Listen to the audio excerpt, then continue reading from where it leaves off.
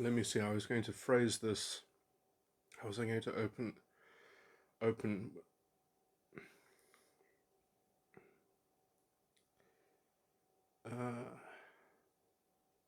No, I wanted to make a comment or a response to Mmusi Maimane's Daily Maverick article, which centers around him extolling the vision for development in South Africa, which which I would say that the centerpiece of which is the creation of what he calls a poverty and justice fund.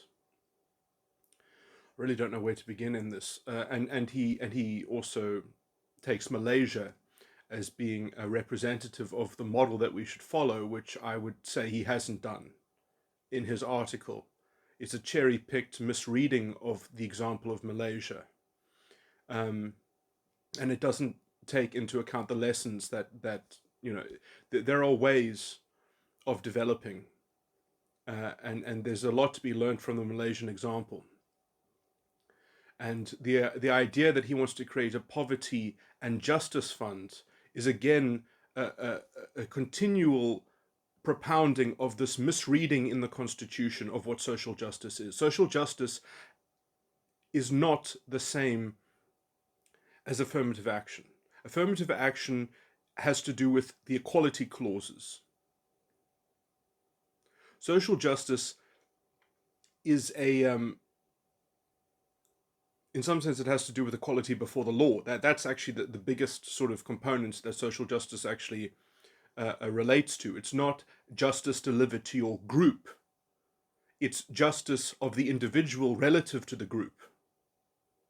That's what that's how you conceive of the phrase social justice in an open, liberal, democratic society. So again, we have this fascistic appropriation of language and a betrayal and misreading of the Constitution, propounded into Mmusi Maimane's confected. I'm glad to see the back of him in relevant political terms. Hopefully, he stays irrelevant. But I guess he can. Essentially, perhaps if he wants to make himself relevant, he can join the EFF and try to pull them towards some kind of centrist conglomeration of this fascistic racialist form of politics, because that's what Mmusi Maimane is.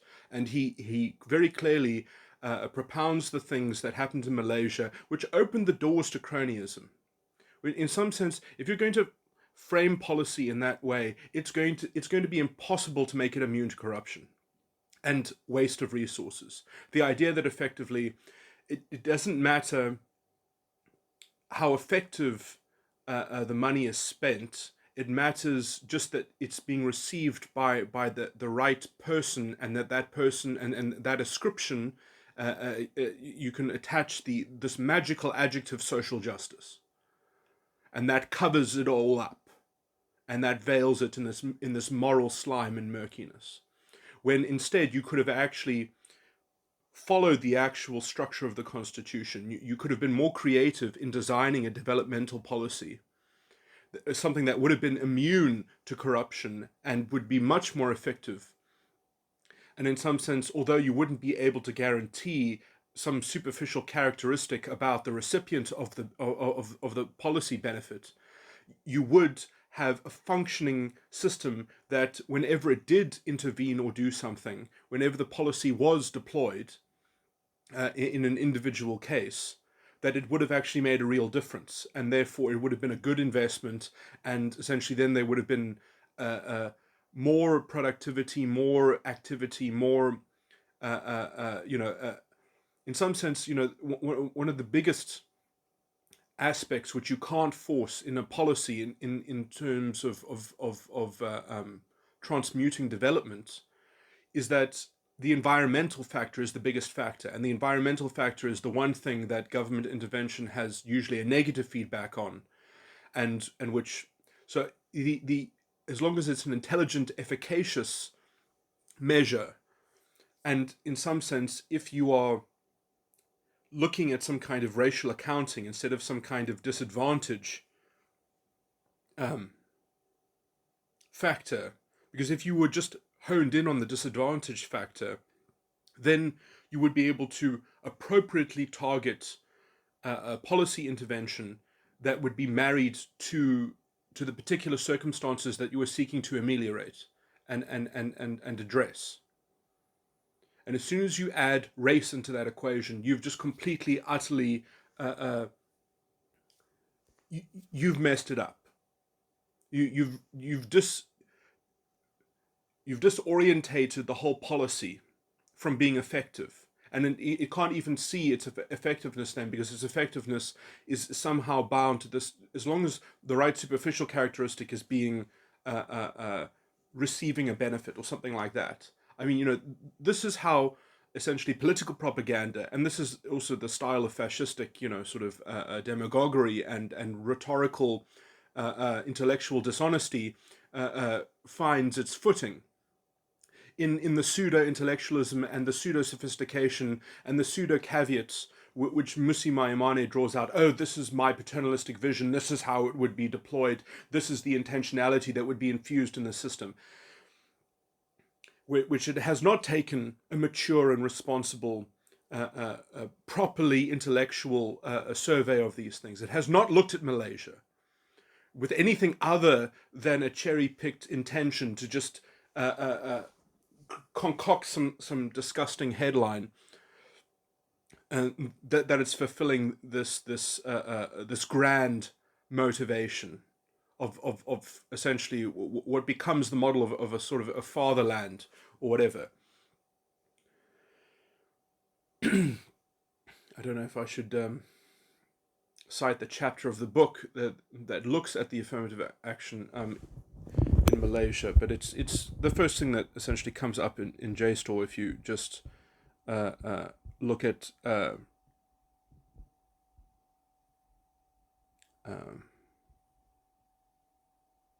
Malaysia and affirmative action. And the book is called Ethnicity, Reform and Affirmative Action in Malaysia. Oh, that's the chapter. The book is Politics of Preferential Development, Transglobal Study of Affirmative Action and Ethnic Conflict in Fiji, Malaysia and South Africa.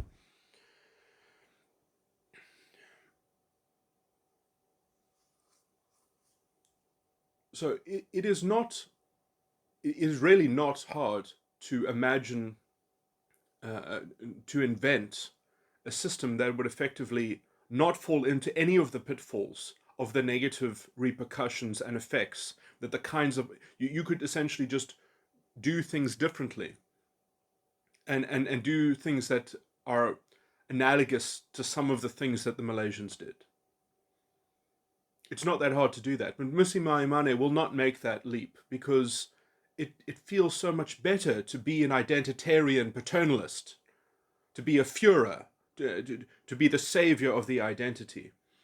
It's so much more in a kind of self-satisfying partisan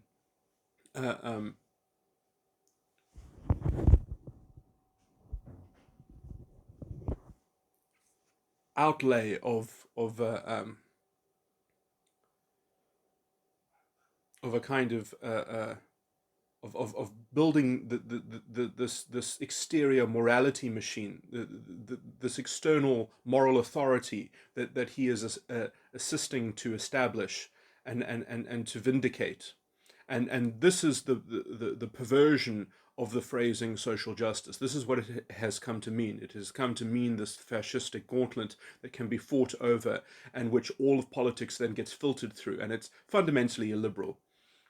So I guess if he does want to make himself relevant, he can join those of his same ilk, the EFF, and then he can sort of try to win them over, that his particular ingredients that he lays out in this article is the kind of corrupted concoction to precipitate, and the idea that, I guess, if it's done with the right intentions, then the omelette will be served. And the cracked eggs and the moral convolution and corruption will be worth it, and that is the trade-off that social justice means to him, when social justice is actually a firm guarantee against the encroachment of the group. And it's ironic that social justice means its exact opposite in how it has been perverted and betrayed by these fascistic racialists.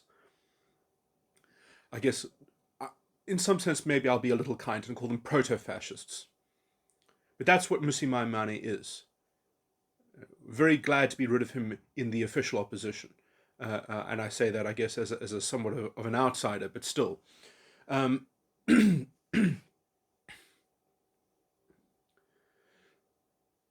Yeah, and you can see the moral confection that you can see the convoluting and the conflating of the issues here, and how it carries this fuzzy fudged rationalism in his reading, and you just think, oh yes, of course we just need to diminutize our ethical frameworks to this overarching vision, this grand vision. Isn't it safe and cozy and warm? Just because of a lack of actually creating a procedural imagination of a policy that is just comprehensive and efficacious very clearly, and then therefore also capable of being highly refined and revised. Whereas as soon as you've got that racialist element in it, not only does it open the door to egregious forms of corruption and cronyism and capture, which are almost it's impossible not to do that in some sense. It's impossible for it not to be captured, because then, by definition, the beneficiary or the target of the policy is chosen, is one of the lucky ones, is just like fundamentally lucky to get this policy springboard underneath them. And because it's not tethered to, let's say, secular objective criteria, but to the sort of the superficial criteria, well, then why not it be a politically connected person? And we see this in the Malaysian example. We see this very clearly in the Malaysian example. But I guess Mmusi Maimane just looked over that, because it just feels so much better to have a fund called Poverty and Justice, which again, I mean, the thing that I disagree with there essentially is this this recurring deception, fascistic deception and lie about what social justice actually is, and perversion and betrayal of the Constitution of South Africa. This is the kind of ongoing constitutional damage that we must endure, so that we will facilitate yet another generation and further depravity and degradation, and the erosion of the rule of law, the erosion of an ethical framework that can even be sensitive to being aggressed upon. You know, this is the slow fascistic slide. You can see it quite clearly in its moral confusion, in its opening gambit of a moral conflation and convoluting, and how easily it is disguised by these cherry-picked, sophisticated narratives. You know, and that's why it's told in this narrative frame. It's so easy to construct something that has a semblance of rationalism. It's so easy to fall into that legal positivistic, fascistic legal culture and legal theory, which becomes the kind of the marriage to this kind of disgusting politics of this never-ending paternalism that has its sort of internal cultural doom spiral attached to it, and its intensifying, escalating toxic identity consciousness.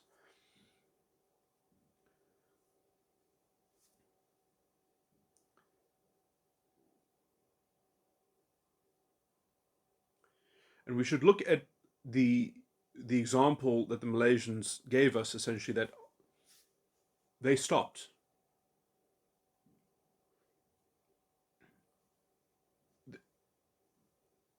They stopped with the preferential quotas.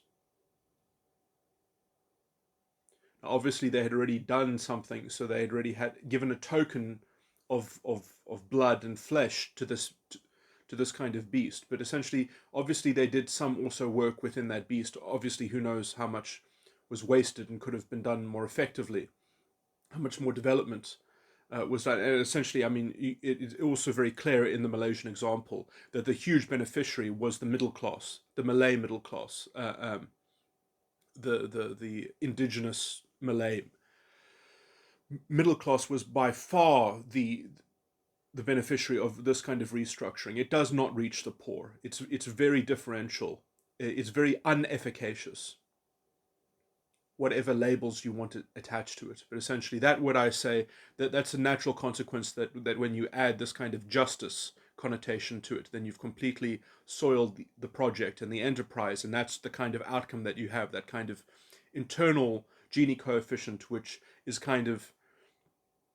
blunted when you just look at the group, if you just statistically aggregate the group in some sense. And you've actually overlooked a huge amount of disadvantage because that was never your target to begin with. And you can see essentially how imprecisely Mmusi Maimane, in his own descriptions of these things, how he does not target disadvantage. He is addressing the generalization. He is addressing the identity. He does not get anywhere close to dealing with the actual issues. But this is how fascistic rhetoric and thinking works. They deal in generalizations and they have general solutions to a general problem.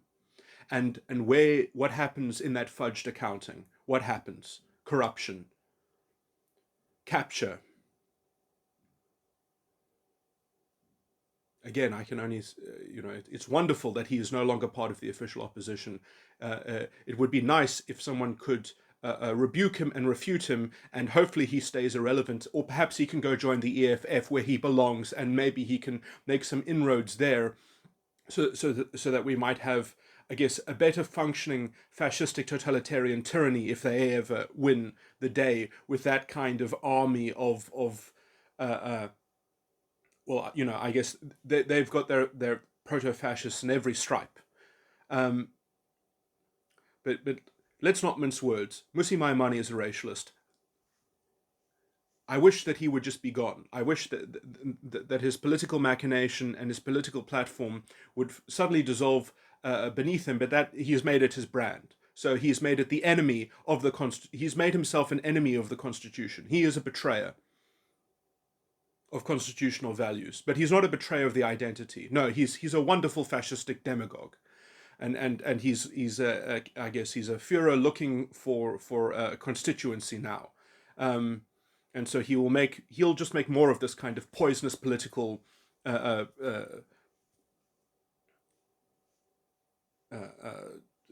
rants or diatribes or whatever, or opinion pieces. But anyway, at least in so doing, it gives me a target, I guess, to summarize the problem with that thinking, the toxicity of it, which is so craftily hidden, in the secondary. So I mean, okay, and let me just get back to the practical issue here. The thing is, if you want sort of demographic justice or something like that, which I believe also must only ever be taken to be a kind of an obtuse heuristic that cannot be driven directly through government policy in some sense. It can be driven as the sort of the unspoken intention of the policy. That's fine, but it cannot be. You cannot say that this policy is guaranteed to lead to that. It might be a sort of secondary intention, but in some sense, what I'm saying is that has to be the indirect effect of policy. It cannot be the direct machination of the policy. It cannot be something that the policy tries to control, because if it does try to control that effect directly, well, first of all, it's going to be racialist. It's going to be intrinsically racialist, which means it's going to have no objective criteria, and it's going to have no way to balance itself. It's going to have no way to refine itself. It's going to be an obtuse, sort of get rich quick scheme. It's going to be a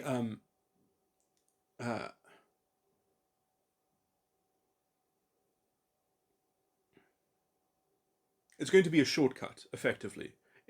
However much it leans towards that kind of obtuse retributivistic sense of justice, it's going to um, be a trade-off against efficaciousness.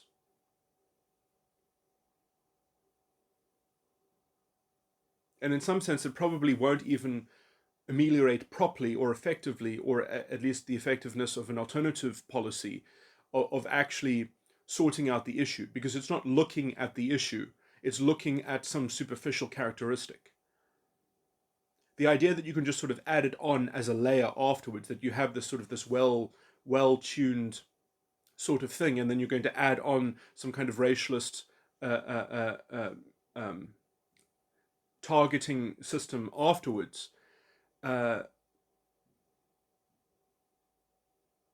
mean, in some sense, I think that that's also problematic, because that's going to blunt you from being able to actually get proper information of how good it could be, or because essentially you're going to limit the cases in which it's being deployed, and then essentially you'll be losing the ability to, but essentially if you've got a solution that does work, and based on investment it gives you an output, and it does ameliorate the disadvantage that it's targeting,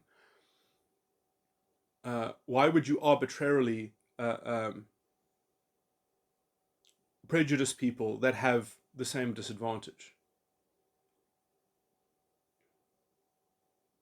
That is an infringement of social justice.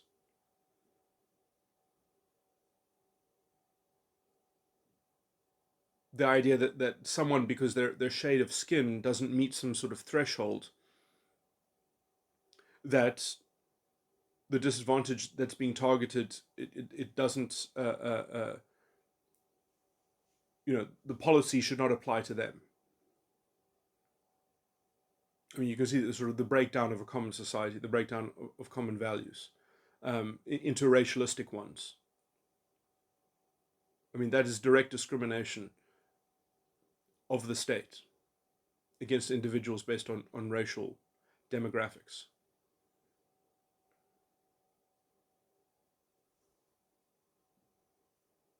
The idea that an individual should have to take one for their team because their team did better in some historical narrative, that again, that's no excuse to contravene social justice.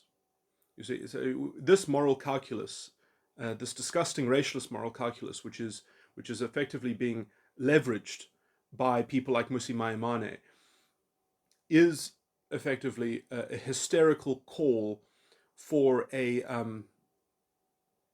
kind of solidified political mass that must vote on the interest of their identity and their identity alone, and policies must be judged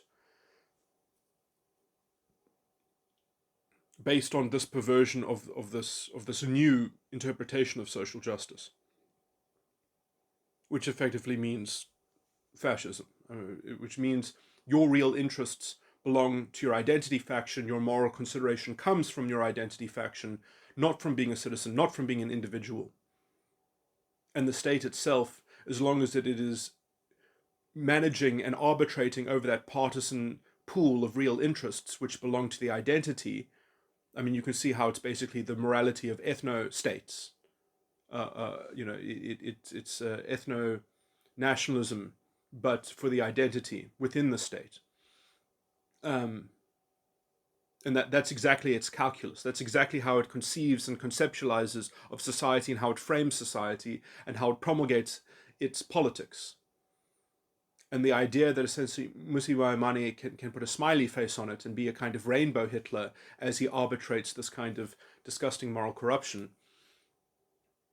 I mean, you would think that this is a stupid diversion, and it is a stupid diversion even to begin with, because essentially it should be, there at least there was money before a lot of it was wasted, but essentially the government does have a capacity to do certain things. If it just, I guess the problem with all of this disgusting moral policy, or this disgusting affirmative action policy, is that it's so ineffective and that it's so toxic. And this comes through very clearly in the Malaysian example, how it exacerbates radicalization of some kind of identitarian um,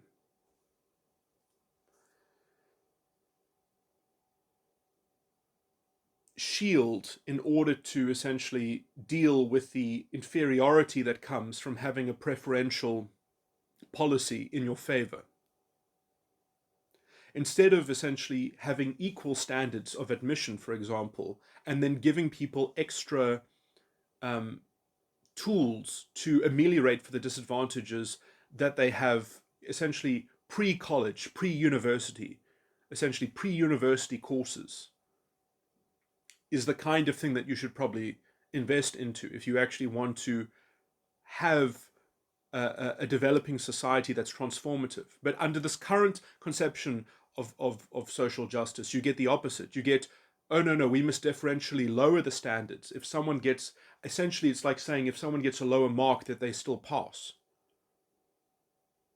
It's pathetic. You can't orchestrate a society like that. That's not a transforming society. That's entrenching and institutionalizing inequality. It's trying to make inequality invisible by ideologically dignifying it with a fake ideology, with a fake toxic identity consciousness, which then obviously has to be plastered over with a kind of identitarian radicalization, which in the Malaysia took the form of radical Islam, especially around the universities, and which in our country, it's sort of fascism. Um, is sort of overt fascist ideology, which I guess doesn't call itself fascism, but that's what it intrinsically is. And then we have these thought leaders like Mmusi Maimane trying to dignify that kind of sentiment and sort of put some kind of liberal window dressing on it. So he's just a kind of he's supposedly, I guess, a less two-faced Cyril Ramaphosa. That's essentially, it's no different than the message that the ANC, tries to sort of in a two-faced way project about itself, at least from the current presidency. And again, this is like because the EFF, they play good cop bad cop all the time, and it's not even that different from essentially.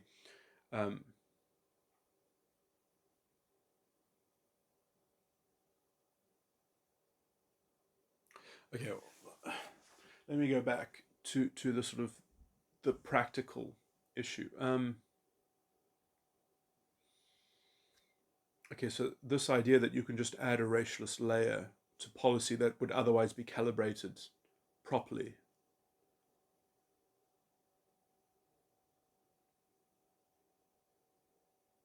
You can see that Malaysia even removed that element even quite early on. I think that they worked out that it was too culturally unsustainable. But essentially, I think this is really the failure of tackling specific disadvantages. That there in some sense, if you have a policy that is programming, that's program is to particularly address a certain combination of disadvantages, that it's really good at actually ameliorating those conditions, that it's really good at tackling and working out how to actually, at the end of the program, that the person no longer has those disadvantages. They have a different set of concerns that are at a higher level. You see, the more specific the program, essentially, the more it's going to be effective, and also essentially the more intelligence had to go into designing it, and essentially the much less, let's say, chance of it being gone to waste, or some resources, being captured by cronyism or something like that. And it forces a kind of very precise form of convalescence, which is also what you can use to target, let's just say, the actual problems of the actual poor, and not just treat them like an amalgamous identity, which is exactly the kind of, wishful thinking in the wishful categories which Mmusi Maimane lays out.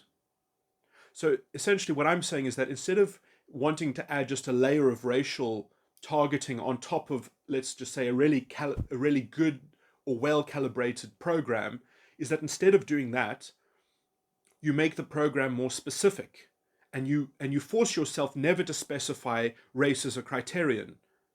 And you see, when you do that, then if you want to, like, let's say, have more statistics that show demographic improvement or whatever, or demographic um, less inequality between racial demographics. Again, that's not directly in the policy, but it can be part of the indirect intention of what the policy is seeking to target. But then it forces the policy to be more intelligent, to be more specific. You see how much better and more effective you can be if you just don't fucking use race like a fucking racialist fascist. It's very, very simple. Okay, so that is basically my overarching argument. And in some sense, I think that the whole form, logic, content of the Constitution is purely behind me. Never mind the corruption and the betrayal that has been promulgated not only by political leaders, Mmusi Maimane being one of those prior political leaders, I guess, or as many of them as these leaders as we can get rid of in our political system, the better. But also by people on the bench. The Chief Justice himself, sadly, is an ideologue of this disgusting racialist perversion of legal theory. So I don't know how that's ever going to be addressed. And obviously, we have academia in general promulgating this disgusting historical mythology of this corrupt morality that somehow we've inherited, this social injustice as this concept that has agglomerated into this this fascistic stew, and this disgusting advent of I mean, I think historically we're pretty much in the early 1920s in Weimar Germany. That's kind of where we're standing in South Africa at the moment culturally. Anyway, I guess I've said my piece. That's sort of everything I wanted to go through. Yeah.